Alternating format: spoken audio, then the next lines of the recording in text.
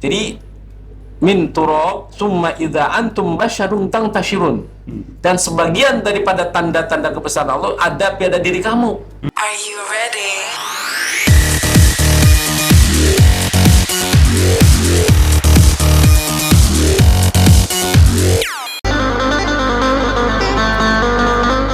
Assalamualaikum warahmatullahi wabarakatuh. Encang-encing keluarga Babe 954 AM kasih banget satu suara sejuta telinga. Alhamdulillah senang sekali pada kesempatan malam hari ini di malam Jumat di tanggal 28 Rajab. Tanggal 28. Oh, udah masuk 29 Guru ya? Udah masuk 29 Rajab 1445 Hijriah bertepatan pada 8 Februari 2024 Miladiah. Nah, sekali pada kesempatan malam hari ini di acara Jimat atau kajian malam Jumat yang setiap malam Jumat kita laksanakan, dan pada malam hari ini kita kedatangan guru kita, ya guru besar kita luar biasa. yang yang sudah lama kita tidak mendengar suaranya, dan alhamdulillah beliau berkesempatan hadir pada malam hari ini. Ada Al-Ustadz Al-Mukarram Al-Ustadz Haji Supriyadi MM yang sudah hadir di Radio Babe. Dan jangan itu biasa, nanti yang mau gabung silakan aja di line teleponnya di 0858948954. Kita sapa dulu ya. Assalamualaikum Ustadz. Waalaikumsalam warahmatullahi wabarakatuh. Gimana kabar nih? Alhamdulillah baik doanya. Baik Guru ya, Sehat alhamdulillah. Iya, udah lama banget kita kagak bincang 1 tahun ini. 1 tahun gitu udah. Iya. Ya Allah. Dari studio lama sampai ke studio baru yang sudah luar biasa, alhamdulillah. Akhirnya bisa bertemu lagi, dan pada malam hari ini kita akan bahas apa Guru? Momennya temanya pas Isra Mi'raj Pas nih. Isra Mi'raj, jadi kita akan membahas tentang Isra Mi'raj. Dan langsung aja kita dengarkan encang-encing ya apa yang akan disampaikan oleh guru kita bersama, Mukarram Al-Ustadz Haji Supriyadi SAG MM. Kepadanya kami persilakan. Silakan Guru. Baik. Bismillahirrahmanirrahim. Assalamualaikum warahmatullahi wabarakatuh. Waalaikumsalam warahmatullahi wabarakatuh. Alhamdulillah. Alhamdulillahilladzi arsala rasulahu bil huda wa dinil haqq liyuzhirahu 'ala dini kullihi wa kafa billahi syahida. Asyhadu an la ilaha illallah wahdahu la syarika lah wa asyhadu anna sayyidana Muhammadan 'abduhu wa rasuluh. Allahumma salli wa sallim wa barik 'ala sayyidina Muhammadin Allahumma shalli ala wa 'ala alihi wa sahbihi ajma'in, amma ba'd.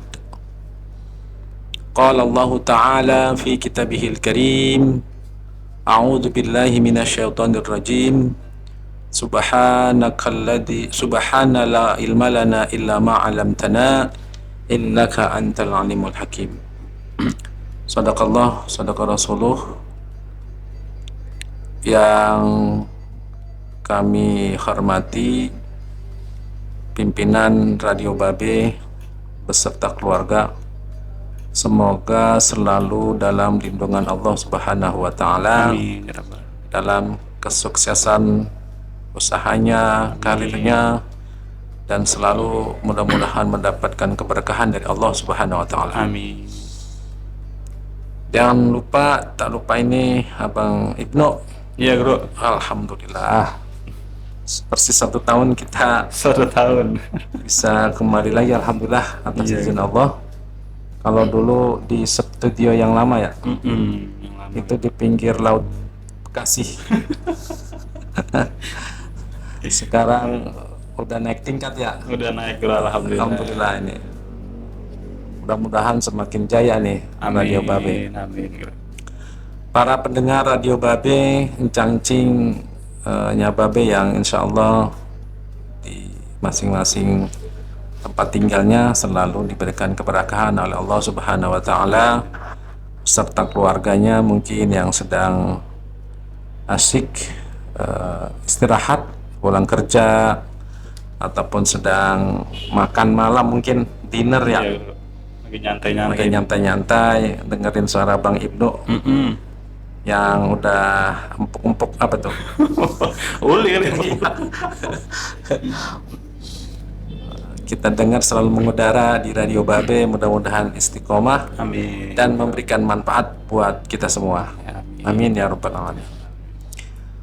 Baik, tadi kita sudah menyinggung sedikit terkait dengan tema kita ini adalah terkait dengan Isra Mi'raj. Bagi orang Islam ini ya, Bang Ibnu, Iya, Bro. Isra Mi'raj ini udah nggak asing lagi di telinga. Betul.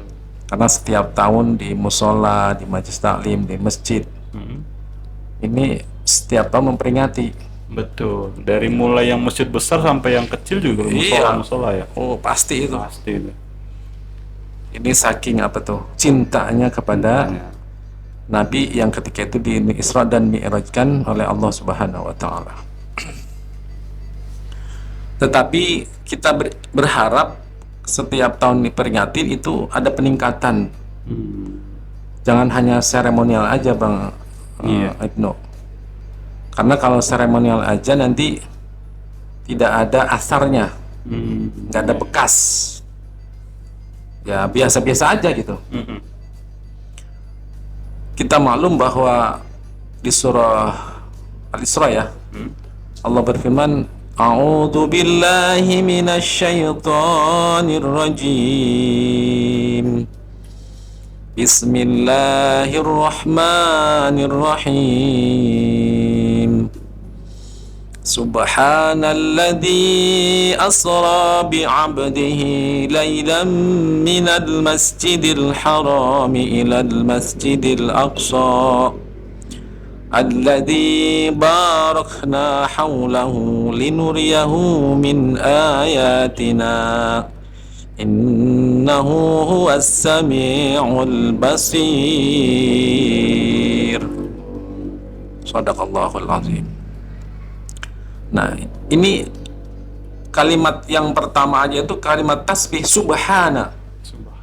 Maha suci Allah. Jadi karena apa? Di dalam gambar itu Asra itu adalah Nabi di situ bersifatnya fasib, diperjalankan. Jadi bukan Nabi jalan sendiri, tetapi diperjalankan. Diperjalankan ini. Iya. Beda kalau di jalan sendiri dengan diperjalankan. Kayak begini nih. Semut nempel di biasanya di rambutan, yang musim rambutan sekarang nih. Udah makan rambutan belum? Udah, Bro. Kalau tahlil banyak banget tuh. Dapatnya di tahlil gitu. Iya. Kayak si Jiong aja. Jiong dagang rambutan itu, dagang rambutan. Nah, Jiong.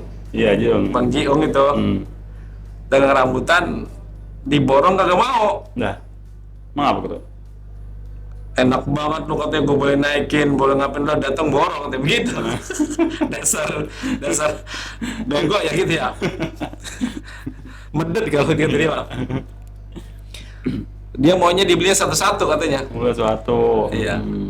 Gak mau diborong, enak banget lu diborong, gue boleh naikin, ngikutin katanya begitu. Ada nggak tukang dagang kayak gitu tuh? Yang medet dua kali kayak gitu gitu. Jadi rambutan itu ada apa namanya? Ada semut.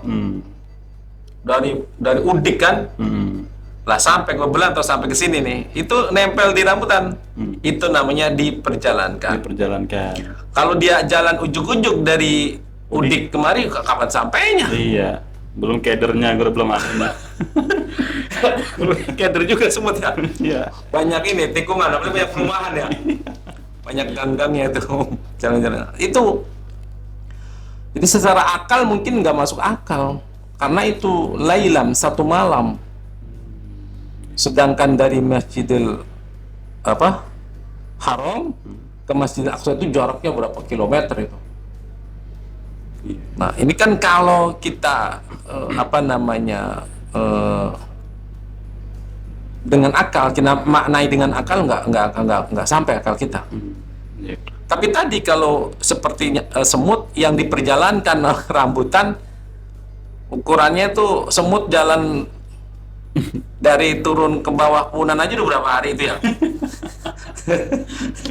Apalagi ke Bekasi, Apalagi sampai ke bulan ke Radio Bape nih, berapa tahun dia sampai?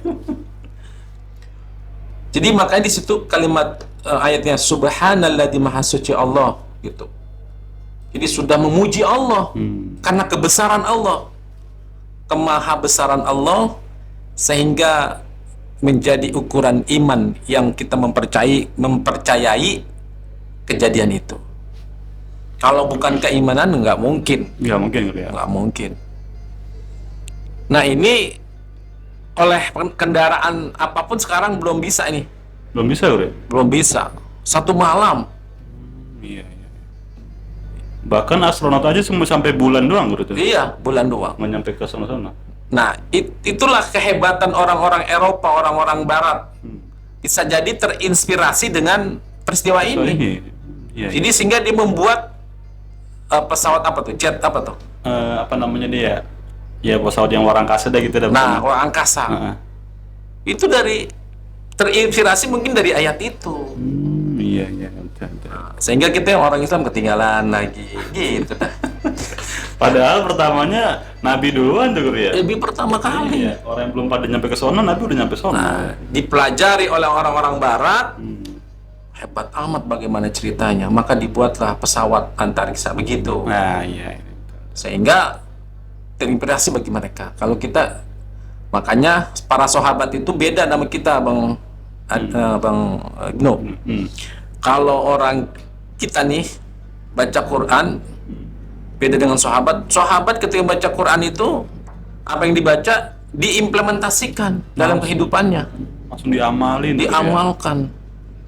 Sebagaimana ada seorang karyawan yang mempelajari ayat Quran, dia non Muslim, punya temannya Muslim. Di rumahnya ditulis innallaha la yughayyiru ma biqaumin hatta yughayyiru ma bi anfusihim. Di bawahnya ada, sungguhnya Tuhan tidak akan merubah nasib kaum kecuali orang itu sendiri yang merubahnya. Dibaca oleh dia, dipelajari. Oh, ini saya akan praktekkan di dalam kehidupan saya. Itu orang Korea itu. Orang Korea. Maka dia pulang ke Korea, dibikin sebuah organisasi buruh, dirubahlah dengan dalil yang tadi itu, atau didapat dari kita orang Muslim, maka Korea Selatan menjadi ekonomi yang maju. Itu dari situ belajarnya, Bang Ibnu. Padahal non Muslim di Korea. Non Muslim, cuma dipakai. Pakai ya. Nah kita kan cukup baca ya. Tidak jarang sekali kita menghayati terus mengamalkan ya. Jangan-jangan kita hanya membaca aja.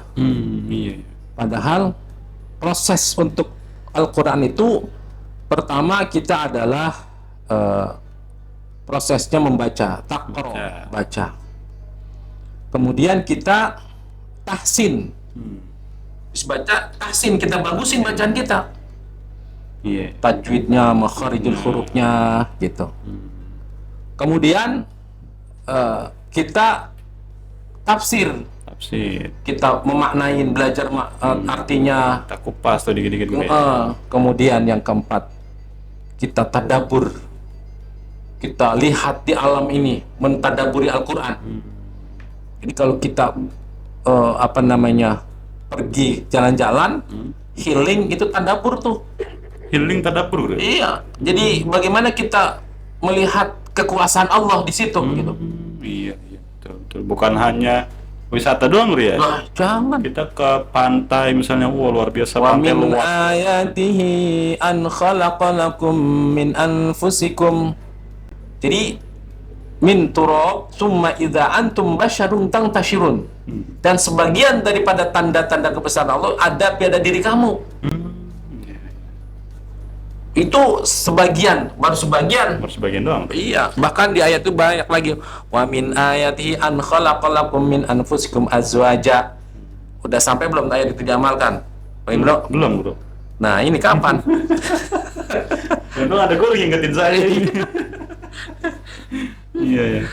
Jadi kita kan kadang-kadang ngamalin itu doang tuh. Bro. azwaja itu. Azwaja. Dari awal surat yang ayat yang awalnya Hmm. apa, khalaqakum min turab, bahwa kita ini diciptakan dari turab, tanah ya. Tanah. Iya. Summa idza antum basyarun tantashirun. Nah, di ayat yang kedua tadi azwaja, kita suruh nyari pasangan. Itu sebagian tanda kebesaran Allah. Nah, itu kita bisa rasakan bagaimana keciptaan Allah itu terhadap diri kita. Iya. Ya, salah satu lidah aja satu. Lidah itu ngerasain apa aja kan, Bang Ibnu? Ada pahit, ada getir, ada manis. Lidahnya itu juga. Itu juga ya padahal ya. Iya, padahal nggak ada tulisan manis, nggak tulisan pahit. Sebelah sini manis kali ini, yang depan ujung pahit gitu. Nggak ada kan ya? Iya, nggak ada. Subhanallah. Itu di situ tanda kebesaran Kebesaran Allah. Allah. Hidung lagi. Hidung. Itu apa hubungannya sama bau? Bisa tahu. Itu tetangga goreng ikan asin. Malah jam 12 siang. Lagi perih-perihnya perut ya. Ini orang goreng ikan asin nih. Tahu itu hidung. Tahu ya. Padahal nggak ada apa ini, nggak ada apa namanya? Nggak ada antena. Nggak ada antena. Yang nyambung ke sono nggak ada. Mata juga belum lihat. Iya ya. Nah, ini goreng jengkol nih. Beda lagi tuh rasanya. Beda lagi. Hidung udah tahu. Iya. Padahal itu nggak ada sambungannya. Subhanallah. Di situ aja sudah menunjukkan kebesaran Allah. Luar biasa. Luar biasa. Dan padahal itu baru sebagian gitu ya. Baru sebagian. Sebagian tanda kebesaran. Iya, baru sebagian. Sebagian doang, belum semuanya. Belum semuanya. Nah, ini yang menjadi kita renungan kita, bahwa sekali lagi mudah-mudahan kita dikit-dikit ya, pelan-pelan dalam membaca Al-Quran, kita membaguskan bacaannya, kemudian mengamalkan ajaran itu. Ya, satu ayat. Ya, sahabat itu ketika nggak belajar baca Al-Quran langsung ada diamalkan. Ya memang kebiasaan kita kan kalau malam Jumat ini baca apa? Surah Yasin, kemudian Al-Kahfi. Ya bagus, memang itu juga ada hadisnya, ada dalilnya. Tapi bagaimana kandungan Surah Yasin dan Al-Kahfi itu yang kadang-kadang kita belum memperdalam itu. Nah, sehingga ayat subhanalladzi asra bi 'abdihi laila minal masjidil haram ila masjidil aqsa ini kita tentunya tidak asing lagi, sekali lagi, karena ini sering dibaca setiap peringatan Isra Mi'raj. Nah, ini kebesaran Allah. Jadi perjalanan itu dari Masjidil Haram. Iya, bro. Masjidil Haram itu di Makkah. Makkah. Udah tahu Makkah? Paling bilang Ngeliat di Google tahu, bro. Tapi belum pernah nyampe ke sana. nggak apa-apa. Jadi mudah-mudahan menjadi motivasi dulu itu. Amin, iya, bro. Mudah-mudahan. Siapa tahu nih para pendengar radio yang peduli sama kita ya. Ajak. Iya. Habis denger ini tergugah mencari amal soleh gitu. Iya, bro. Ibnu belum, kalau kemarin kan nggak ada yang nanya kan ya, Ibnu udah umroh haji atau belum ya? Iya, bro. Mudah-mudahan nih malam ini kita ngobrol umroh, udah umroh belum? Nah, mudah-mudahan ya dengar. Amin. Kalau umroh jangan sendirian, Jangan ajak derek-derek. nih, jangan derek, Iya. ajak. Ada yang nemenin kongko kalau Bang Ibnu ikut Iya. diajak. Kita ngomong Betawi aja ya. Iya di sini. Iya, bro. Nah itu, Gitu. jadi di Masjidil Haram yang berada di Mekah itu ke Masjidil Aqsa. Maksud itu sekarang adanya di Palestina yang sedang diperebutkan oleh Israel. Laknatullah. Israel laknatullah. Gitu aja udah Bang. Iya, bro. Orang tadinya numpang ya, Iya. numpang ngemper-ngemper, ngusirin yang punya tempat. Ini kan membuat apa? Keonaran namanya. Iya. Nah, akhirnya ada yang dukung dah ya. Ada yang dukung dah. Ya, yang punya senjata banyak. Iya. Akhirnya yang punya rumah gak bisa ngapa-ngapain. Nggak bisa ngapain, bahkan dibunuh. Dibunuh ya. Masya Allah, na'udzubillah. Ini ya kita doakan saudara kita di Palestina ini kesabaran, kemenangan, kemerdekaan. Amin. Ya Rabbal Alamin. Israel dan sekutunya biar kalah, hancur ya. Lah, hancur, bro. Udah kalang kabut sekarang dia. Iya. Mbak Ibnu, ekonominya udah ampar-amparan dia. Kalau Palestina sudah biasa dengan kemiskinan kan. Kalau dia sekarang repot, warganya takut nih karena takut granat sampai, roket sampai, dia makanya nggak ada yang berani keluar. Karena berbeda, kalau tentara Hamas itu berani mati, kalau tentara Israel takut mati. Takut mati. Yang namanya berani sama takut beda pasti. Beda betul. Gitu. Jadi ini adanya di Palestina, Masjid Al-Aqsa. Masjid yang bersejarah itu masjid pertama kali Nabi kiblatnya ke Aqsa. Makanya ada masjid kiblatain. Kiblatain, dua kiblat. Di Madinah, dua kiblat. Kalau nanti Ibnu umroh atau haji, amin gitu. Amin gitu. Itu nanti ada masjid kiblatain. Ada masjid kiblatain. Jadi di situ ini arah kiblat yang dulu nih arahnya. Ada di situ tulisannya. Jadi dulu Nabi berkiblat ke Masjid Al-Aqsa. Nah ini kan akan dihilangkan sejarah itu oleh orang-orang Islam, orang Yahudi. Karena ini dulu adalah pusat Nabi, sejarah Nabi di Isra dan di Mi'rajkan dari Masjidil Haram, kemudian di Mi'rajkan, diangkat, dinaikin ke Sidratul Muntaha. Ada kendaraannya itu namanya buraq. Ya, burak, bukan ibu makarok, bukan. Iya. Buruk itu kendaraan itu kali ya, yang dari surga itu kali ya? Iya, tapi bukan digambarkan wajahnya perempuan begitu. Kalau dulu ada tuh di tempat orang-orang Danu tuh, orang dulu. Apa katanya? Itu ada gambaran nama Nabi, terus dia naik, palanya kayak kuda, badannya kayak kuda, palanya seorang perempuan cantik. Gitu. Itu digambarin begitu. Kata saya ini penyesatan juga gitu. Nah, kan namanya ada ini ya, digambarkan seorang wanita gitu kan. Dan buruk itu adalah kendaraan yang disiapkan oleh Allah untuk tadi memperjalankan Nabi dan menaikkan Nabi ke Sidratul Muntaha. Luar biasa peristiwa ini nih, yang mungkin tadi ketika secara akal nggak mungkin kita mempercaya itu. Iya. Tetapi keimanan itu, karena kalimat ayat tadi, Subhanalladzi, maha suci Allah yang telah memperjalankan hambanya. Itu hambanya bi'abdihi, dengan hambanya itu hi-nya adalah Nabi Muhammad sallallahu alaihi wasallam. Nah, ini peristiwa yang luar biasa. Nah, kemudian ketika itu Nabi dinaikkan ke Sidratul Muntaha, sebelum di perjalanan ke Sidratul Muntaha itu banyak dikasih lihat. Banyak kasih lihat Tentang surga dan neraka. Iya. Orang yang suka mabuk begini, yang suka ninggalin sholat begini, yang suka ngomong begini, gibah begini, yang sombong begitu, dilihat tuh.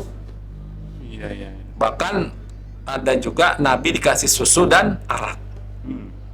Untung Nabi minumnya susu. Dipilih.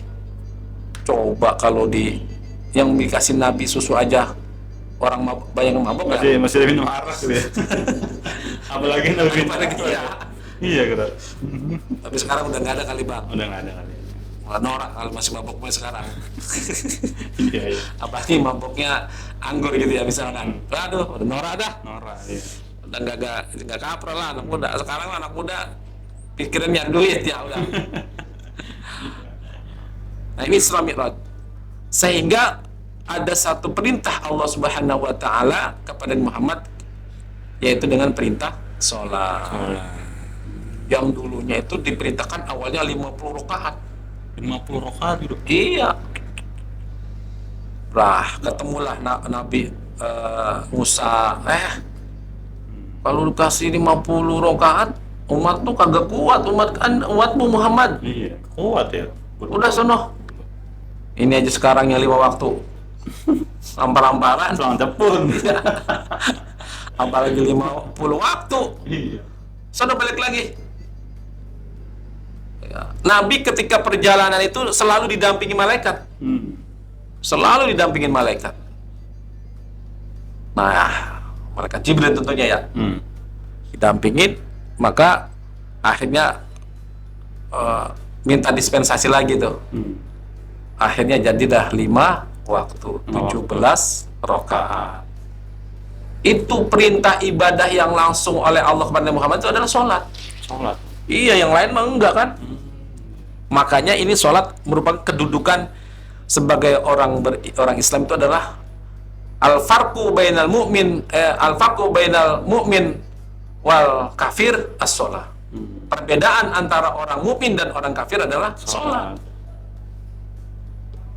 Kalau sembahyang mah itu bahasa sembahyang, nyembahyang. Bahasa Indonesia Sembah kan nyembah, yang Tuhan. Jadi yang namanya sembahyang, orang Kristen juga sholat, sembahyang. Ya. Orang Buddha sembahyang, orang Hindu sembahyang. Sembahyang. Tapi orang Islam adalah sholat. Kalau nyebut sembahyang boleh ya, boleh aja. Cuman kita harus tahu kalimat sembahyang itu dari mana gitu maksudnya. Sembahyang itu dari kata sembahyang. Sembah itu nyembah yang Tuhan. Tapi kan kalau sholat itu adalah bahasa Al-Quran, bahasa Arab. Jadi kalau gitu kita lebih pantas nyebut apa? Sholat. Kalau nyebut sembahyang boleh ya, boleh. Nggak apa-apa.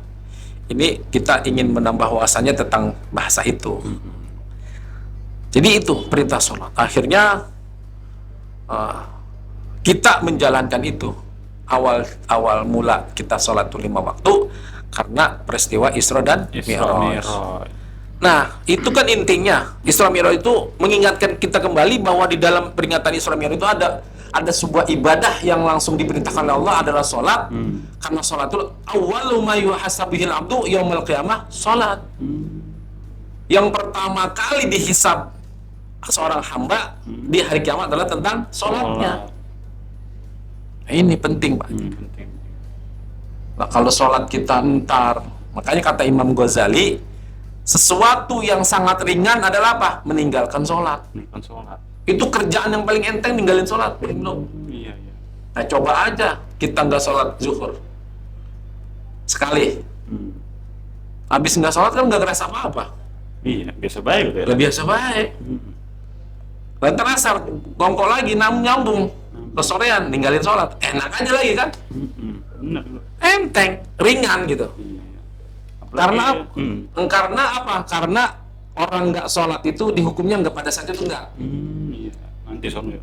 Nah, kalau habis kita nggak sholat zuhur nih, mungkin hukumnya itu ditabok kita saat itu. Cupret, sadar baru udah kali gitu. Akhirnya ninggalin sholat. Iya. Rame masjid itu rame. Tapi nggak begitu kan?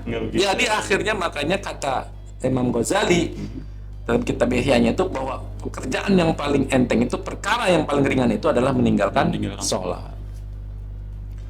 Kata Imam Ghazali, perkara yang paling berat apa? Amanah.